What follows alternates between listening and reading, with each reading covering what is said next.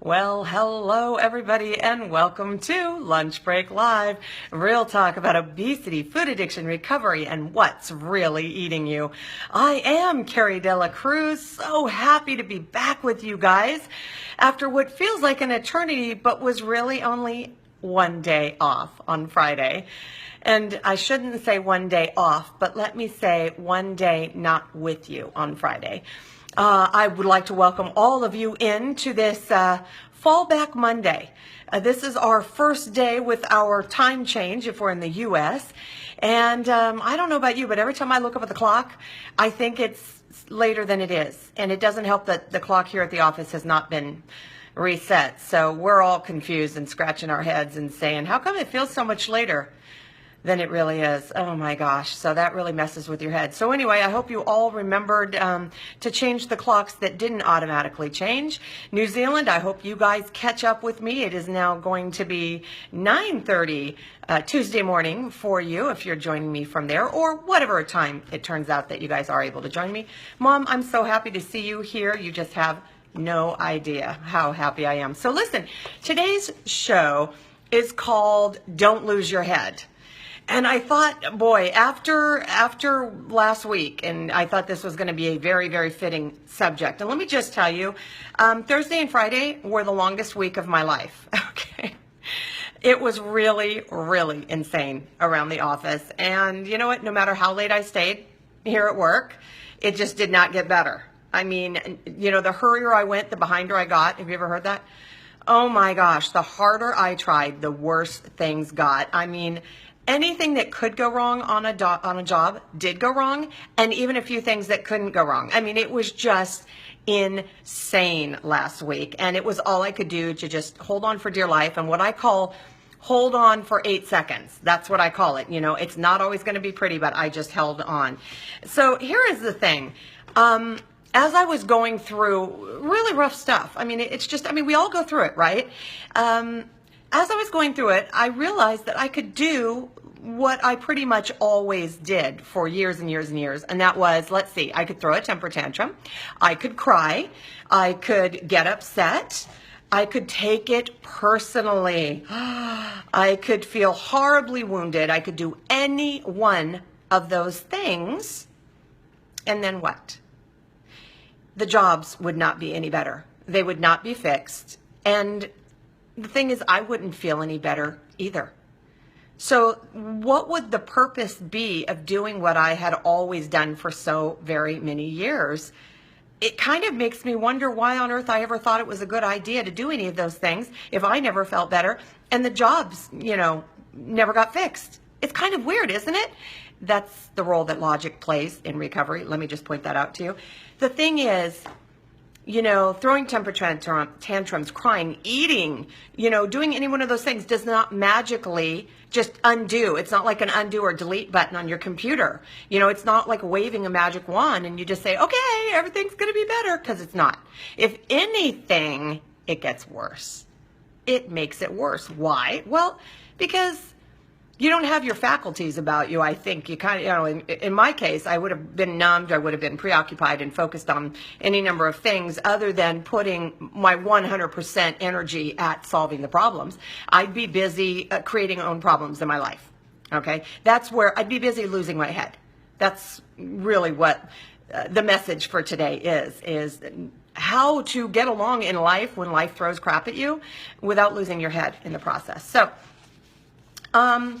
here's the funny thing. The longer I spend in recovery, the less sense this stuff makes to me. And it's kind of a bummer, because it's like, doggone it, I can't even do what I always did because I know how foolish it is now. I have such clarity now. I'm like, doggone it, I can't even get away with that. And that's what maturity is like, right? We look back when we were younger and we look at some of the stuff that we got away with or some of the stuff that we did, and we think, oh, why did I think that was a good idea? You know, because we didn't know any better. Or it's what we'd always done, or it's what everybody around us was doing. Everyone else was running around like chickens with their heads cut off. Everyone else was, you know, running around and eating to feel better. And so it's what we knew. But as we mature in our recovery in life, we begin to go, oh, I can't believe I ever thought that was a good idea. And it doesn't fit. No matter how hard you try, doing what you always did will get you what you always got. And it just doesn't fit, and it just doesn't make any sense. So, where does that bring us? I mean, if you can't do what you always did, what do you do? How do you survive this stuff? Keep your head above water. Stay on that, bucking bronco for 8 seconds. How do you do it without, getting kicked off on your head, right? Well, let me just tell you, there are other options. And these are the options, and my mom will tell you, because I would talk through them with her and tell her, these are the things I'm doing, and at least I'm not doing what I used to do. At least I'm not eating my way through it. At least I'm not taking it personally. At least I'm not. But, is this the right thing? I was asking her. Am I doing okay? Well, the first order of business in not losing your head, there are actually steps involved. And I'm going to tell you what I did and see if they make sense to you guys, and you may want to apply them in your own life. All right? So the first order of business in not losing your head when something goes horribly awry in life, when, life goes off the rails, life throws you a curveball, something unexpected happens, something goes south, and you're just like, oh my God, the plane is crashing, whatever it is, don't lose my head. How does that look? What do I have to do? 5 steps. First thing you got to do is remember to breathe. Yes, I had to remind myself to breathe. And the way that I did that is I would actually say it out loud. And I would say, just breathe, Carrie. Just breathe. Okay, breathe again. Okay, Carrie, just breathe. Just breathe. So first of all, I had to remember to breathe so I didn't pass out. The second thing I had to do was feel the feelings. And that might be fear, panic, anxiety, overwhelm, frustration, hopelessness, any number of emotions, and all of them, because I felt all of them. I felt frustrated that things were going wrong and I couldn't do anything to stop it. I felt overwhelmed. I didn't know how to solve it or where to even begin. I felt angry that it had happened, when it shouldn't have. I felt frustrated, and then I felt hopeless. Like, how am I ever going to be able to survive this and fix it? Right? So feel the feelings, because what I'm talking about here in not losing your head does not stop things from happening, and it doesn't stop feelings from happening. And that is not the goal of recovery. The goal of recovery is not to not feel things. I think it's actually to feel them as they really are and not try to mask them, not try to numb them, right? Not deny them, but to actually acknowledge them for what they really are. And then the next step is, what am I going to do about it? Well, for me, I said, you know what? This is not about me. This is not about me. You have to recognize, hey, this is called life. This was not a targeted offensive against me. It's not some big conspiracy theory saying, you know what, the whole world is going to conspire against Carrie today to make her feel like she wants to eat a box of Girl Scout cookies. No. So I had to look at it and say, not about me. This was not a targeted effort, coordinated effort to take me out. It's just called life, all right? So that was number 3. So first of all, I had to breathe. Then I had to feel the feelings. Then I had to recognize that it was not a conspiracy against me. The next thing I had to do was seek perspective. Okay, what is really happening here? Is everybody going to die as a result of not getting their thing when they said they needed to have their thing? No, they're really, really not. Is it going to present complications and more work for people if they don't have it when they believed they were going to have it? Yes. Absolutely. That's reality. All right. So I had to look at it and manage the expectations, manage the feelings, manage the emotions. And then that helped me to come up with a plan of attack and a solution. Perspective. If I'm out there running around like a chicken with my head cut off, claiming that everyone's going to die because they didn't get what they were supposed to get the day they thought they were going to get it, my solution is probably not going to be very logical, clear-headed, rational, practical, right, or possible. So, perspective. Perspective is everything. What is really required here in order, and what's the best I can hope for, too? Because you can't undo. Solving a problem doesn't mean the problem never happened in most cases. I'd be hard-pressed to find one that really does resolve to the point where no one ever knows anything happened. I mean, you know what? There were, it was like an octopus. There were lots and lots of tentacles and lots of legs on this one, and lots of people were affected.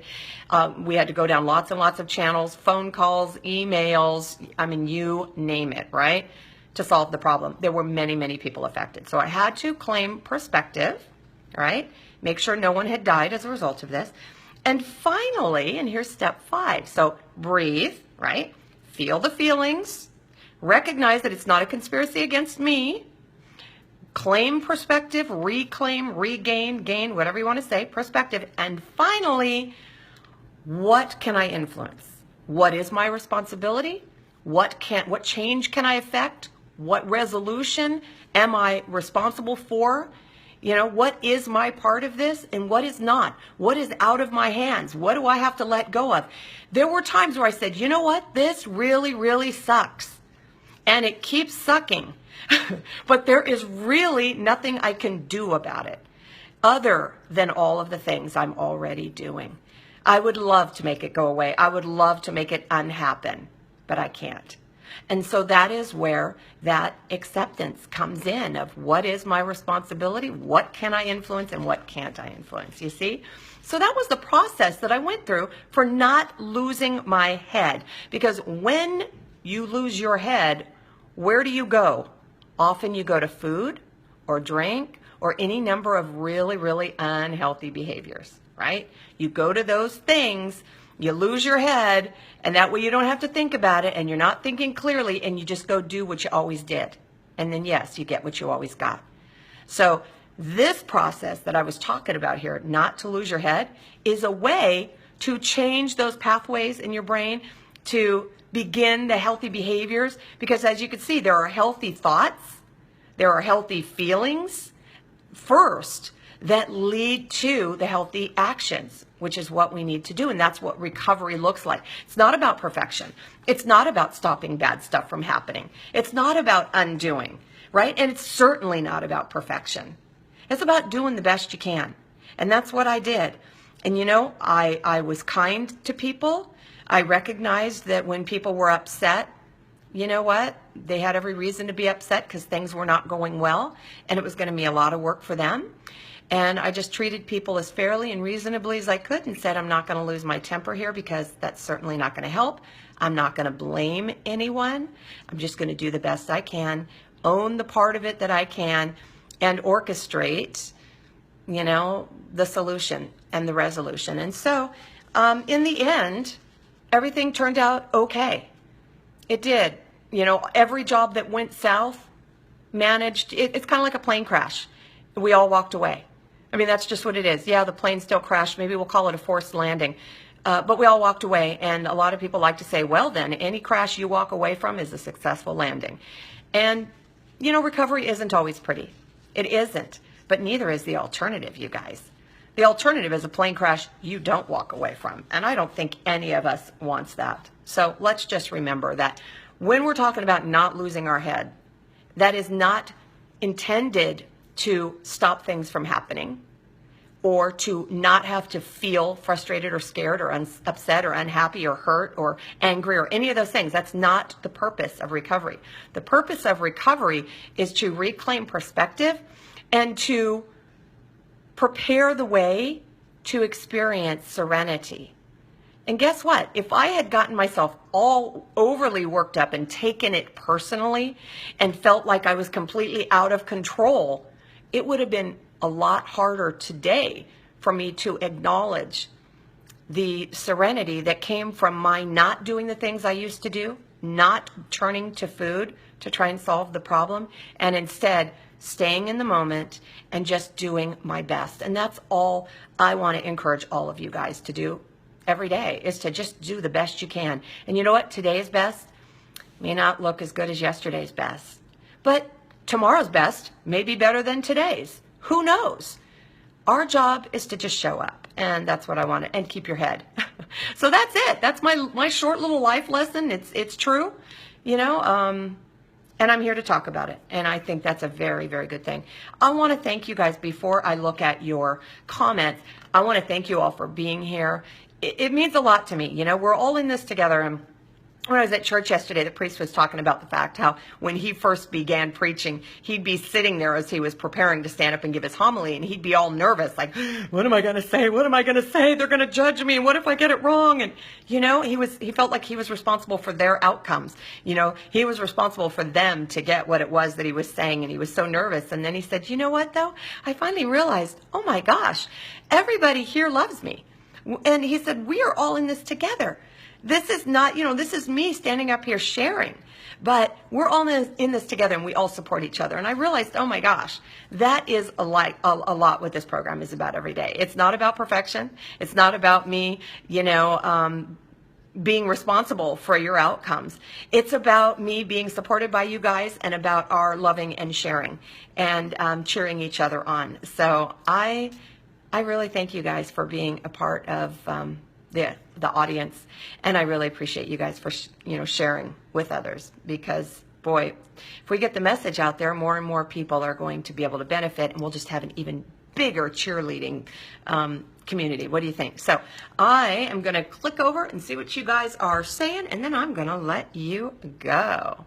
Wow, it looks like they've kind of changed the interface here on Facebook Live. So let's see. Hi, Mama. Glad you are here. And Sine, oh, I'm so happy you made it from New Zealand. And Nancy, hey, congratulations. I saw the wedding pictures for, is it your daughter or your son? I'm not sure which offspring it was, but I saw a wonderful wedding. How exciting. And yes, Diane, yuck, you hate the feeling, but you know it's what we got to do. That's right. We got to hang in there, right? We got to see it through, because this too shall pass. Don't know when, but I guarantee you, if we don't have that attitude that it'll pass, we're going to hold on to it, I think, a lot longer than we have to. So let's see here. And Melissa, I'm so glad that you are here. And Cleo.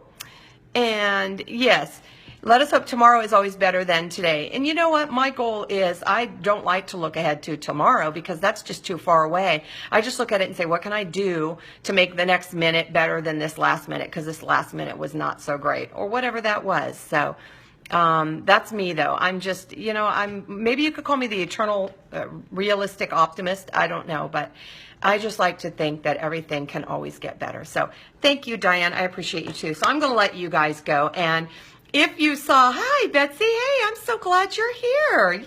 Yay.